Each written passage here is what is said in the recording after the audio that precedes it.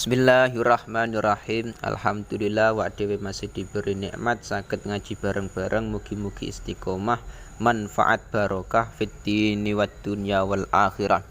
Bismillahirrahmanirrahim. Wal hayawanu utawi hayawan kewan kulluhu hiya sekabehane hayawan iku tahirun iku suci.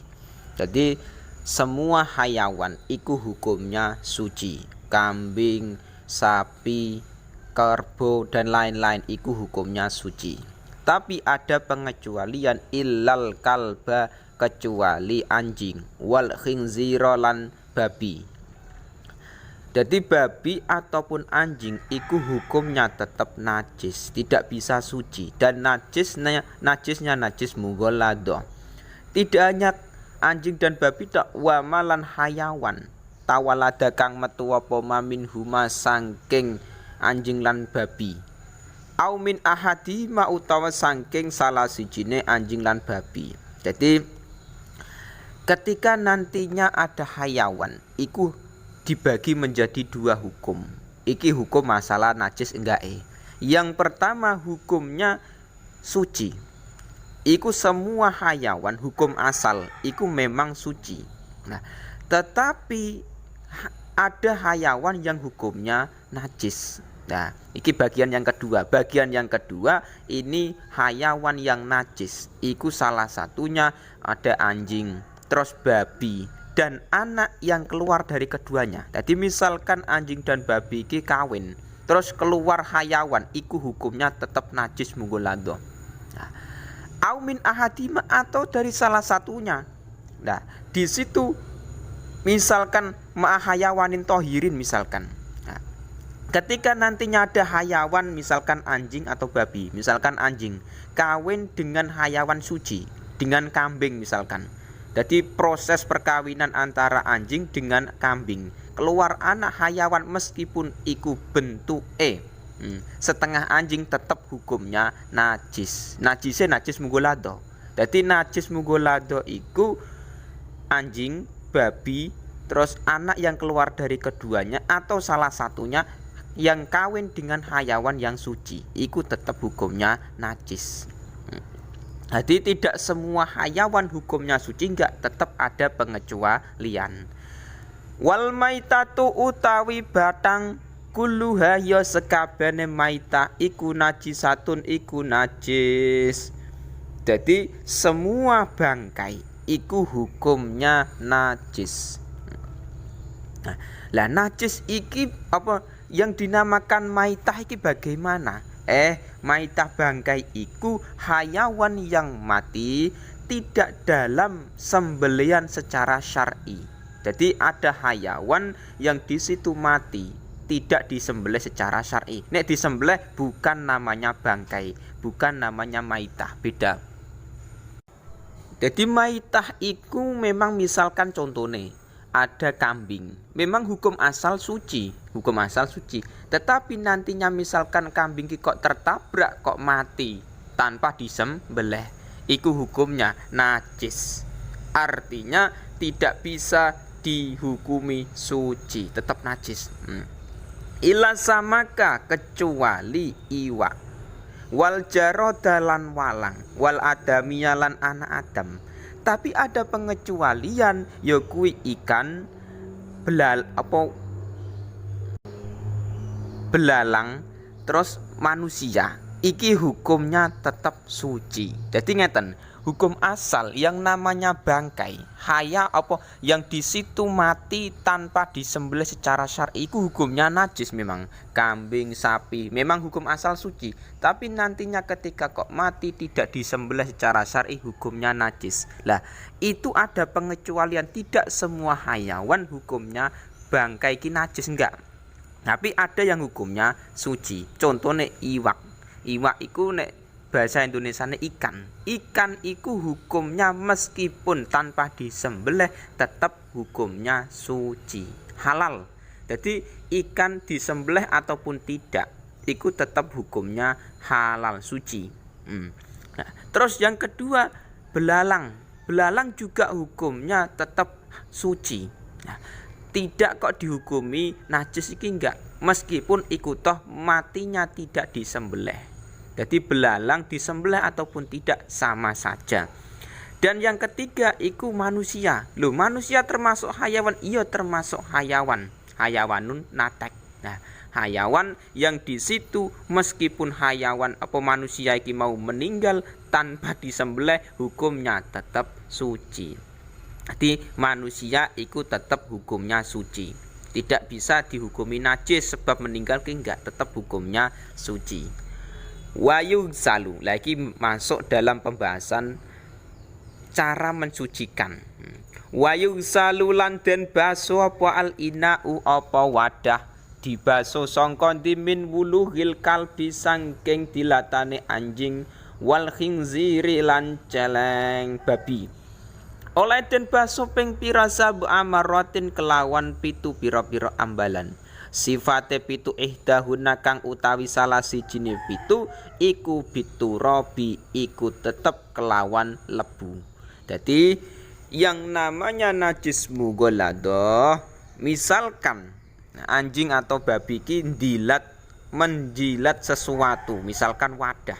Jadi ember di situ dijilat oleh anjing. Nah, iku cara mensucikan najis mughalladah. Caranya dengan dibasuh menggunakan air 7 kali. Tapi ingat, dianggap satu basuhan pertama kali iku kalau memang ainun najasah, najisnya itu sudah hilang. Jadi misalkan dibasuh 10 kali, tapi misalkan air liurnya anjing itu dilatane masih ada di wadah, tetap hukumnya masih najis.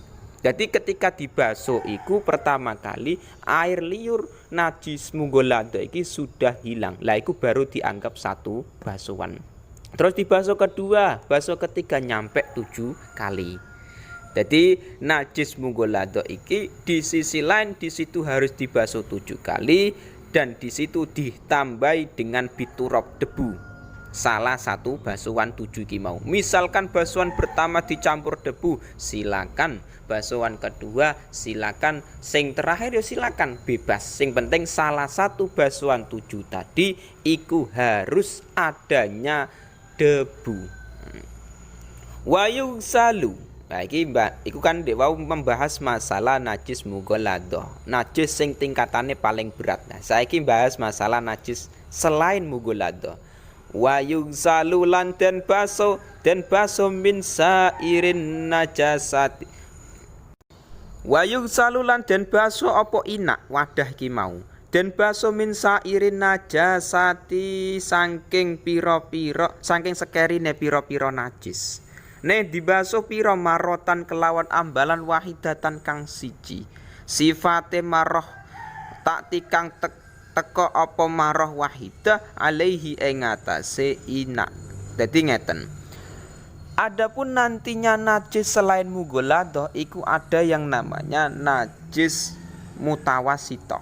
Najis yang di situ seperti umumnya najis, misalkan kotoran ayam, kotoran kambing, sapi, manusia, iku semua hukumnya najis mutawasithah. Jadi intinya najis yang bukan najis mughalladah. Nah, tapi nantinya di situ proses pembersihan najis mutawasithah iku beda dengan najis mughalladah. Nah, nek mutawasithah wa yugsalu min sa'irin najasati marratan wahidatan ta'ti alaihi, dibasuh cukup satu basuhan yang di situ sudah membersihkan najis iku sudah cukup. Jadi misalkan satu basuhan iki membasuh najis misalkan kotoran ayam. Jadi kotoran ayam kita basuh menggunakan air. Lah, iku ketika kok najis sudah hilang, nah, iku sudah dikatakan suci. Tapi misalkan iki kita basuh satu kali ternyata najisnya masih ada.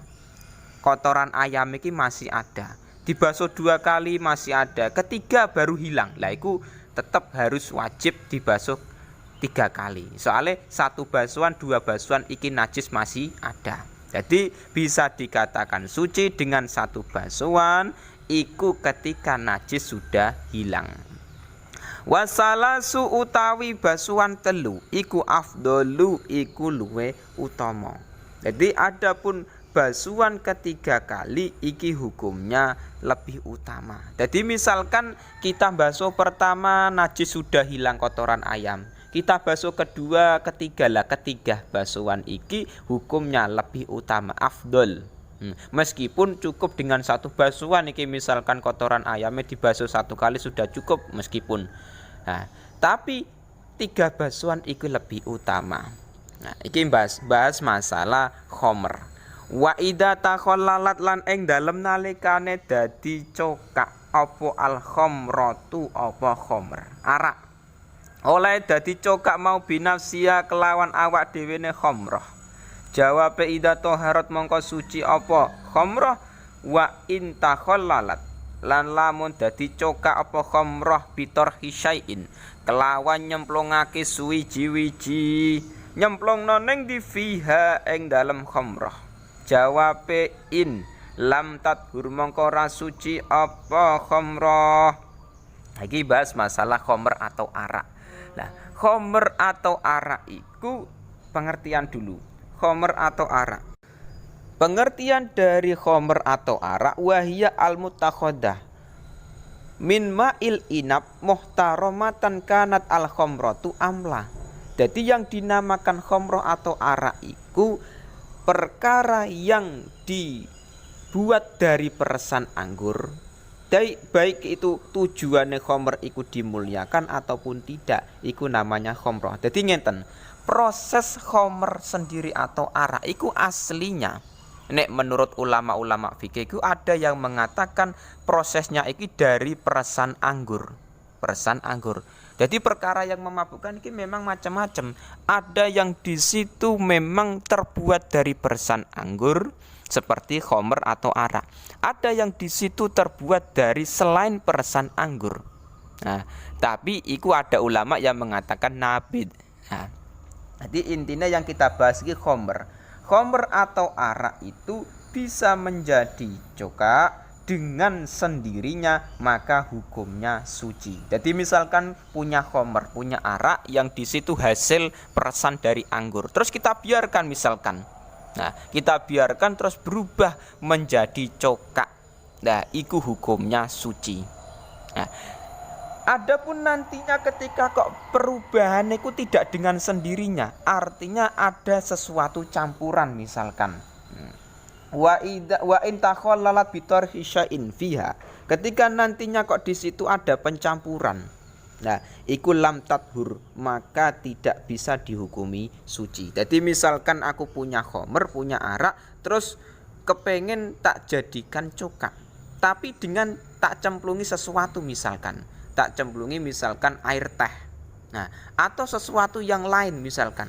Nah, iku meskipun khamr atau arak iki tak cemplungi sesuatu iki berubah menjadi cokak, hukumnya tetap tidak suci, najis. Soalnya apa? Yang dikatakan suci khamr arak iki mau ketika memang berubah dengan sendirinya tanpa pencampuran apapun, Jadi iki membahas masalah panjang lebar masalah khamr dan cokak iki memang ada pemilahan-pemilahan hukum.